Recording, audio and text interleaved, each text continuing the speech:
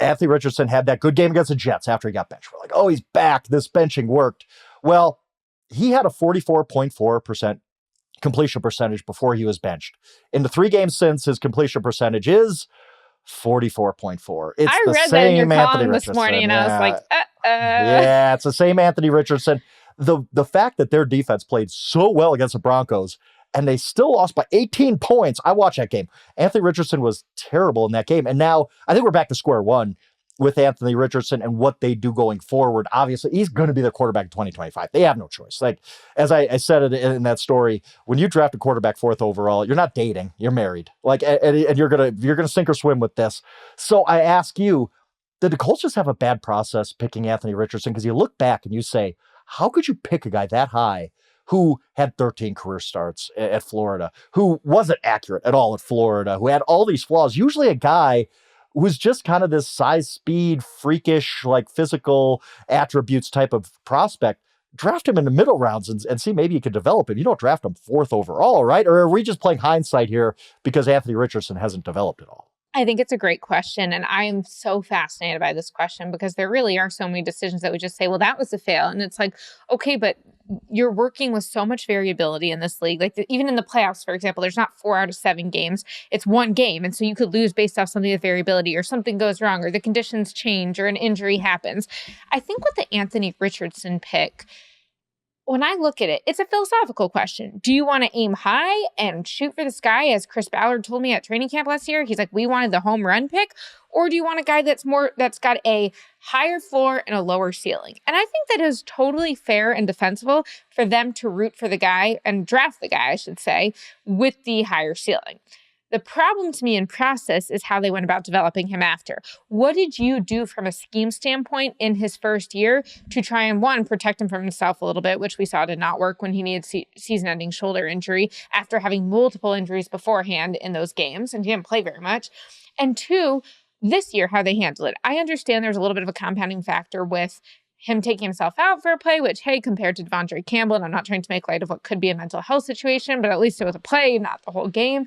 But I think that when you look at this and you benched him, well, why? What were you not doing as a coaching staff? How was he not developing? I think when you drafted him, you should be drafting him with a plan that either says he needs snaps, he needs experience, and we're going to get him that experience, and we are going to protect him a little bit schematically and just roll with him, because if not, he's not going to get there. Or you say he's not ready, but we believe we have a coach in Cam Turner, the quarterback's coach who worked with Kyler Murray at the beginning of his career, to protect Kyler in certain ways. And obviously they're very different athletes and certainly different in stature. And say, well, then we're going to go that route. Either way you could do, but I think what I struggle with is the Colts flip-flopped between these methods, and that sends mixed signals to your quarterback, it sends mixed signals to your team, and it sends mixed signals, quite frankly, to your front office. And again, we've talked about how Chris Ballard, and I like Chris a lot, has been in this job longer than anyone who has not advanced to the Super Bowl, except for maybe Chris Greer. Those are the 2 longest ones. And so you have to ask yourself that question. But to me, that's where their process goes awry. I get that. We discussed it when he was benched, and I thought just the way he was regressing, you had to reevaluate at that point how they've developed. And yes, you had to switch course, but that didn't work either. And so I guess the question is, and look, this all comes back to Josh Allen. Josh Allen was a similar kind of profile coming out of college, right? Not the same, but similar. He wasn't even Josh Allen's final year, he was honorable mention All Mountain West. He wasn't even first team. Brett Rippon, I believe, was first team All Mountain West. He was below 55% in college, completion percentage-wise, I believe. It was in the 50s. He didn't have the accuracy or the experience or anything like that. But the Bills took him. He was not great for 2 years. What do you think the Bills did that worked with him? And that's the thing. Not what did Josh Allen do? What did the Bills do from a structural standpoint? I honestly believe it was more Josh Allen than anything else, because you heard this. Daboll gets so much credit, and I agree that he did a good job working with him. But Allen put in the work for his mechanics. You've heard a lot about this, and I don't think it gets enough. Everyone these days puts in the works with their mechanics. Will Hewlett, the quarterback coach who works with Caleb Williams in the offseason, Anthony Richardson works with him in the offseason as well. Very good point. And some of it was just development, maybe, because we're talking about Josh Allen's first 2 years. He was not Anthony Richardson level with his accuracy, but he was down there. In his third year, he came alive. And maybe it's just the third year the light will turn on for Anthony Richardson, or they're just chasing this historical outlier in Josh Allen, because usually inaccurate quarterbacks don't become accurate.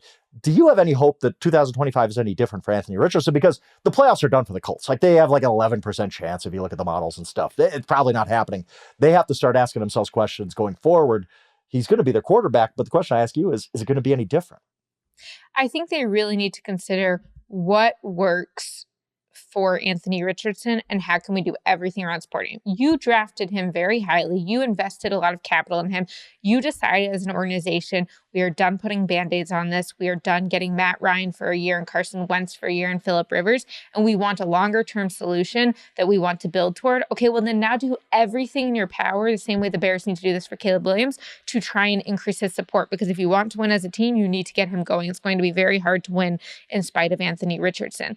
I think when I look at it, like, to me, one of the best examples of a recent team that did something at the beginning that maybe the player wouldn't have wanted to do to bring him along is how Cliff Kingsbury played the beginning of the year with Jayden Daniels. And again, we saw the Bengals secondary guys being like, they're not having him doing anything. He's not throwing downfield, blah, blah, blah. I think the challenge is Anthony Richardson's thing is throwing downfield. And so maybe you need to find ways, but like the way that someone described this to me is that if you can have a few plays, whether it's behind the sticks or very close to the sticks or runs, this is not just about mixing things up for the defense to see. This is about taking plays that are not pressure plays. That's what Thomas Brown wanted to do for Caleb Williams. I know the Bears have been struggling recently, but when Thomas was offensive coordinator for a few weeks, it looked good. How can you have a nervous system reset for the quarterback by just giving them a few plays where they do not have to be reading 50 things at once? I don't know if you saw the clip that was trending this week from Tua Tagovailoa as he's talking about everything he needs to see as a play is starting. Right. It's like, here's what the defense is doing, and here's what happens if they move, and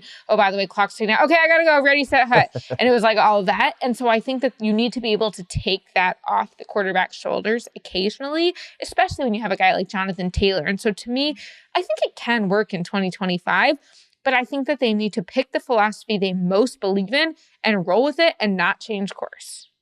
I guess, yes, I do agree with that. And I haven't given up all hope. It's just, he has to improve so much to just get to an average level. And look, he's never going to be a 68% completion percentage guy. Like, that's just not who he is. And that's fine. You can live in the NFL as a different style of quarterback, but it's interesting to hear you say almost reverse engineer this thing of, okay, you're a deep ball thrower.